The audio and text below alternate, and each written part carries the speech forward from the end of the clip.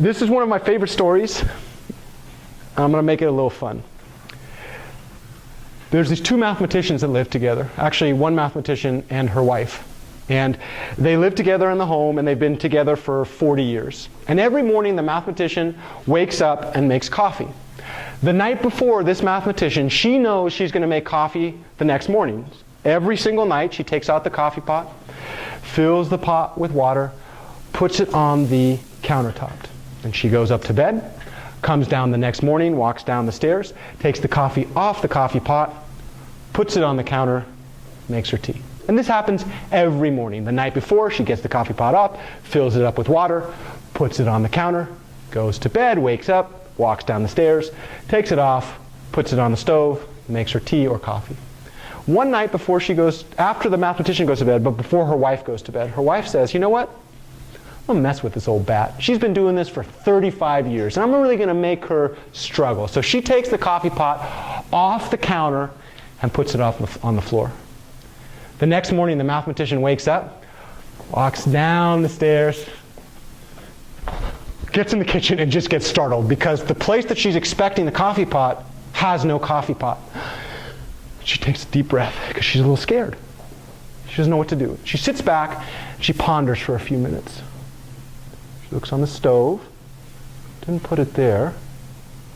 She looks on the table, and then she finds it. She takes a deep breath, and you know what she does? She takes the coffee pot and puts it on the counter, steps back and takes a deep breath. Then she takes it off the counter and puts it off the stove because she reduced a problem she doesn't know how to solve into a problem she does know how to solve. It's all of mathematics. That little paradigm is all of mathematics. You have this thing that you know and love. And in this class, that thing that we know and love is called scalar operations. We're going to put scalar operations on the ground. That's now called vector operations. Well, what did we do with vector operations? Put them on the countertop. Once we have them on the countertop, we're fine. Then we're going to do matrix vector operations. Matrix vector operations are down here. What did we do? Depending on the context, we either took matrix vector multiplications and turned them into vector operations, or we took matrix vector operations, and turned them into vector operations, both of which we already know how to do. Once we finish this, we're not done with this yet. I'm going to show you a few contexts that this shows up. We're going to jump to the next one. So we will have now solved, in a week or two, we'll have solved all the things we need to do in matrix operations. Can you guess what we're going to do next? What's problem 2a? Linear systems problem. So now we walk down the stairs and we find a linear systems problem, and we think to ourselves, oh, shit. What does a mathematician do every time a mathematician's trying to solve a problem they don't know how to solve?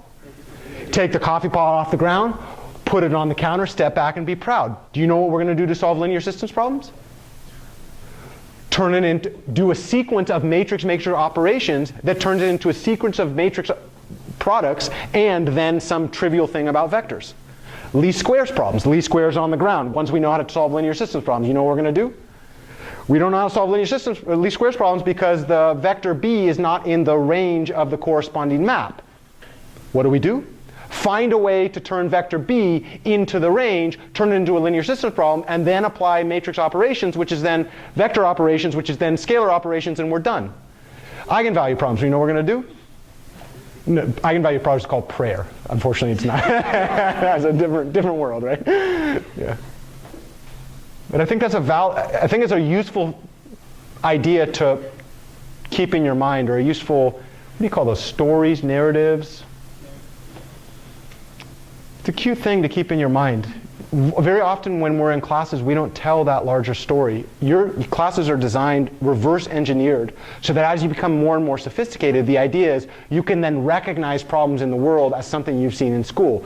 But the thing about school is we don't actually explicitly tell you, oh yeah, by the way, these classes have been used for the last 400 years to solve some of the most interesting problems in engineering and science. And when you get to that space, you're going to need this back. Do you know what we say you need to do? Get A's in the class. Do you know how long getting A's in the class lasts? 1 fucking quarter. What happens after you get an A in the class normally if you're a normal human being and you don't have access to a PhD at your home? You know what I do? Core dump. Core dump. Yeah, I got a bunch of stuff in my brain. I got a bunch of other stuff I want to do with my life. Let me just flush it. You know what happens the moment I flush all that knowledge if I then go to solve problems later that depends on that knowledge? You're screwed. This is one of the reasons that I want you all to start embedding these ideas and relating the different problems to each other, and then recognizing when you're mapping one problem back to the other problem, so that one thing, at least when you're in this class, you're starting to make that really, really good neural network that is more, what I might say, connected than the standard teacher that I had allowed me to make when I was in class. But more importantly, as you go out in the world, my claim is, there's a direct analogy in what we're doing in linear algebra and what you do in nutrition. Question, could you lead a life where you never eat a vegetable? I'm not asking if it would be a good life. I'm asking, could you do it? Yes. There's probably some benefits. You probably have more money in the bank. It's called the industrial food complex and Monsanto, right? It's cheaper to make corn than it is to make vegetables, so what we do is we put corn in everything, including our beef and our chickens and our, right? And then we process things using high fructose. I mean, there's an industrial system that's used to do that, right? However, do you see some drawbacks of not eating vegetables? Your health. One thing is your health, right? What else? You don't get to eat vegetables. Your taste buds? Yeah. I'm going to make the same claim. You could live a life, and it would be you would breathe, for sure. You would be alive, where you never use linear algebra.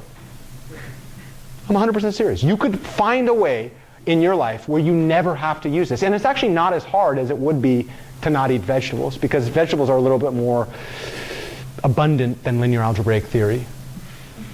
But here's the claim. Those same drawbacks that you would experience by never finding vegetables, I would claim, in a scientific point of view, you might also experience if you live a life where you never find a way to apply this stuff.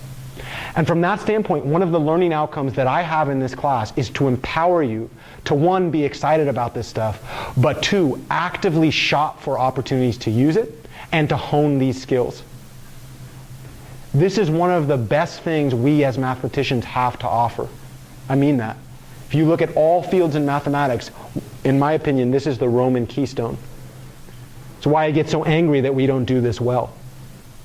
My invitation to each of you is, one, build a strong neural network when you're in this class, and my tests will be designed in such a way that it's hard not to do that and get through my class.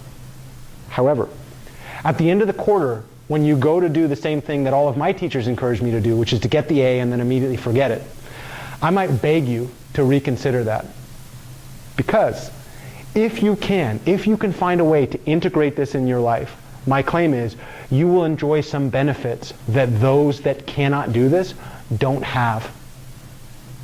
More to come on that as we get to know each other. Welcome to linear algebra. This is the first day of the rest of our lives.